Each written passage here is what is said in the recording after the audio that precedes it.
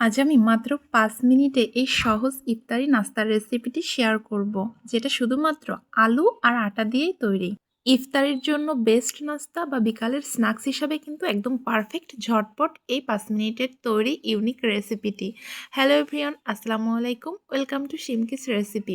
প্রথমে আমি রেসিপিটি শেয়ার করছি ধাপে ধাপে। তার জন্য প্রথমে কিন্তু আমি এখানে আটা নিয়ে নিব। ময়দা নেওয়ার কোনোই দরকার নেই, ঘরে আটা থাকলে আটা নিলেই হবে। তার জন্য আমি হাফ কাপ পরিমাণ ৩ বার অর্থাৎ ১.৫ কাপ পরিমাণ আটা নিয়েছি। তার মধ্যে দিয়ে দিলাম কালো জিরা আর লবণ। এখন আমি অল্প অল্প করে তেল মেশাবো আর কিন্তু একটা সফট একটা ডো তৈরি করে নিতে হবে। আর তেলের পরিমাণ কতটুকু দিতে হবে সেটা কিন্তু আমি দেখিয়ে দিব। এভাবে তেল দিয়ে দিয়ে কিন্তু আমার এই আটাটার মিশ্রণে এরকম ঘষে ঘষে কিন্তু তেলটা ভালোভাবে আটার ভেতর কিন্তু ছড়িয়ে দিতে হবে, মানে আটার গায়ে যাতে ভালোভাবে লাগে, না হলে কিন্তু হবে না। যেহেতু আমরা এখানে ময়দা ইউজ করিনি, তাই জন্য কিন্তু তেলের পরিমাণটা একটু বেশি লাগবে।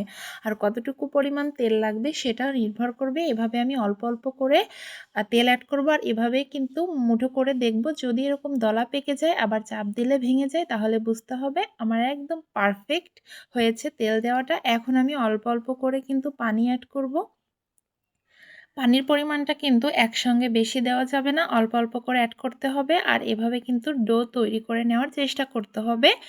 তারপর কিন্তু একটা মসৃণ ডো তৈরি করে নিতে হবে। এভাবে অল্প অল্প করে পানি দিয়ে আমি একটি মসৃণ ডো তৈরি করে নিয়েছি। আর পানিটা কিন্তু একদম ঘরে থাকা রুম টেম্পারেচারে থাকা যে নর্মাল পানি আছে সেটা অ্যাড করতে হবে। কোনো প্রকার গরম পানি বা কুসুম গরম পানি অ্যাড করার দরকার নাই। আমি একটি মসৃণ ডো তৈরি করে নিয়েছি। এখন রেস্টে রেখে দিব 10 মিনিটের জন্য। রেস্টে না রাখলেও কিন্তু হবে, বাট রেস্টে রাখলে একটু ভালো হয়। তারপর আমি এখানে 3টা আলু সিদ্ধ করে নিয়েছিলাম। আপনারা আপনাদের পরিমাণ মতো আলু সিদ্ধ করে নেবেন। তারপর আমি কাঁটা চামচ দিয়ে ম্যাশ করে নিয়েছি। তারপর ধনিয়া কুচি, তারপর হচ্ছে দিয়ে দিচ্ছি কাঁচামরিচ কুচি, লবণ, হলুদ, লাল মরিচের গুঁড়া, সবগুলো কিন্তু আমি আধা চামচ করে দিয়ে দিয়েছি। তারপর এখানে কর্নফ্লাওয়ার দিয়ে দিব হাফ কাপ পরিমাণ। যদি কর্নফ্লাওয়ার না থাকে চিন্তার কোনো কারণ নেই, চালের গুঁড়া অ্যাড করলেও কিন্তু এখানে হবে। তারপর একটু 1 চিমটি গোটা জিরা দিচ্ছি আর হাফ চামচ ধনিয়া গুঁড়া দিচ্ছি। সবগুলো ইনগ্রেডিয়েন্টস আমি একসঙ্গে মিশিয়ে নিব। সবগুলো ইনগ্রেডিয়েন্টস কিন্তু আমার মেশানো হয়ে গেলে একটা সফট একটা আলুর পুর আমার রেডি হয়ে যাবে। আমি দেখিয়ে দিচ্ছি। এই যে আমার রেডি হয়ে গিয়েছে। এখন রেস্টে রেখেছিলাম যেই ডোটা, সেটা আমি আরেকটু মথে নিব 1-1.5 মিনিটের মতো। আর আমি এখানে যেহেতু ময়দা ইউজ করিনি, আটা ইউজ করেছি, সেহেতু রেস্টে রাখলে একটু ভালো হয়, এ ডোটা একটু বেশি সফট হবে। ওকে হাতে একদমই সময় না থাকলে রেস্টে না রাখলেও চলবে। তারপর আমি একটু মথে নিলাম 1-2 মিনিটের মতো। এখন আমি স্কোয়ার শেপে কিন্তু একটা রুটি তৈরি করে নিয়েছি। আর রুটির উপর আমি এভাবে আলুর পুরটা সুন্দর করে একদম ছড়িয়ে দিয়েছি। তারপর আমি সেম প্রসেসেই স্কোয়ার শেপ করে আরেকটি রুটি তৈরি করে নিয়েছি। সেটাই আমি একদম এই রুটিটার উপর অ্যাডজাস্ট করে দিচ্ছিলাম। সুন্দর করে হাত দিয়ে কিন্তু এটাকে একটু অ্যাডজাস্ট করে দিতে হবে।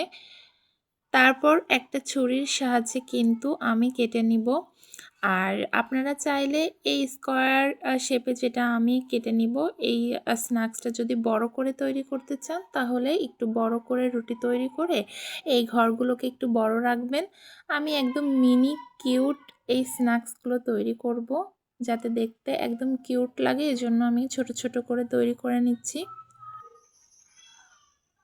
এখন আমি একটা হাতে নিয়ে দেখিয়ে দিব যে কিভাবে কিন্তু এই যে এত কিউট সুন্দর মিনি সমোসা, মিনি সিঙ্গারা যেটাই বলেন, এটা তৈরি করা যায়। খেতে কিন্তু অনেক মজা আর বানাতেও কিন্তু অনেক সোজা। দেখে প্রথমে মনে হচ্ছিল যে অনেক কঠিন, কিন্তু না, দেখলেই বুঝতে পারবেন যে কতটা ইজি। 2টা পাশ একসাথে এরকম চেপে ধরে আর 2টা সাইড কিন্তু এভাবে টেনে নিয়ে আসলে কিন্তু হয়ে যাবে। অনেক কিউট লাগছে না? আমি সবগুলো এভাবে তৈরি করে নিয়েছি। এখন এগুলোকে আমি তেলে ভেজে নিব। কাঁচা দেখলেই মনে হচ্ছে এখনই খেয়ে নিই, এত কিউট হয়েছে। আসলে সিঙ্গারা সমুচা বানাতে অনেক ঝামেলা। তো সেই ঝামেলা পোহানোর জন্য কিন্তু অনেক সময় কিন্তু খাওয়া হয় না। তো তার জন্যই কিন্তু আজকে আমার এই রেসিপি। একবার হলেও বাসায় অবশ্যই ট্রাই করবেন। এগুলাকে এখন আমি তেলে ছেড়ে দিয়েছি। একটা গোল্ডেন কালার আসা পর্যন্ত আমি ভেজে নিব। আর ভাজতে কিন্তু একদমই সময় লাগবে না, আর তেলও বেশি লাগবে না, যেহেতু আমি ছোট করে কিউট করে এগুলো তৈরি করে নিয়েছি। এখন আমি হট টমেটো সস দিয়ে একটু পরিবেশন করে নিয়েছি, আর এটা সসের সঙ্গে খেতে কিন্তু দারুণ মজা।